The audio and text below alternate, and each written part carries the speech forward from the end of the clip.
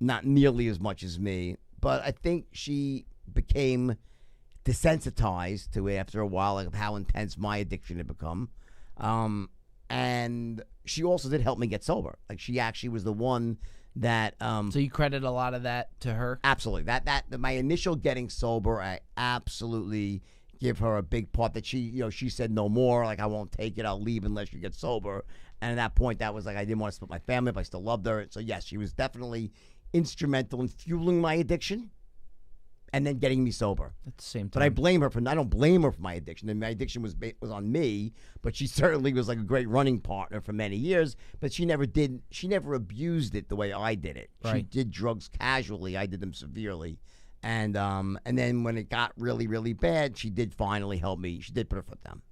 And the last question that I want to ask you, I'm not going to sit here and ask you to sell me a pen. I'm sure you've already got that a couple times by now.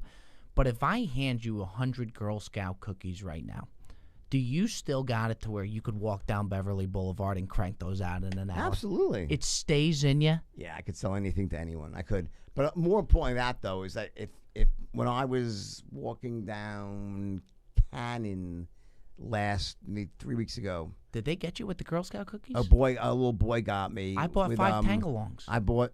He had a box of these chocolate bars, and he's like, "Mister, will you buy one bar?" I said, "How much?" He's Little did he know who he was talking to. I said, so someone told him. So what happened was, I said, "How much for the whole box?" He's like, $150. I gave him $200. I said, "Yeah." I took the box, and then people noticed it was me, and they said, "That's Jordan." And the kid, they said, "You know what that is?" He's like, he starts screaming. I swear, I wish I had it on video. So I was with my girlfriend at the time. It was the funniest things. He could have sold you 50 fucking boxes. Anytime I have either a lemonade stand, and everyone knows this to be true. That was in my neighborhood where I was living for many years. Any lemonade stand, any kid that's selling, they happen to catch me, I will literally drive around the block. I'll go out of my way. If I see a lemonade stand at the corner of my eye, and I'm on the other side of the street, I will turn around and buy out all their lemonade or all their cookies or anything else. If they're having toys, I'll buy every toy they have. Whatever they're doing, I'll buy everything they have. Let me ask you something. Because that was me. Right. I was that kid. So you give back. Yeah, and I tell you what, in closing, I had this lemonade stand. It was the greatest lemonade stand in the history of lemonade stands right in front of my house. Wasn't loaded with Quaaludes, was it? No. It was these little girls. And for years, between 2017 to 2016 to 2019, these 3 cutest little 7 to 10-year-olds and their dad. And they made this lemonade stand.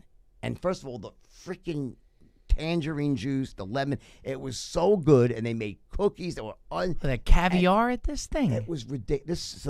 And they had it designed with looked like a hut with a thatched roof and the sign and music playing. These little girls were so freaking cute. You could eat them up alive. They were that cute, these girls, right?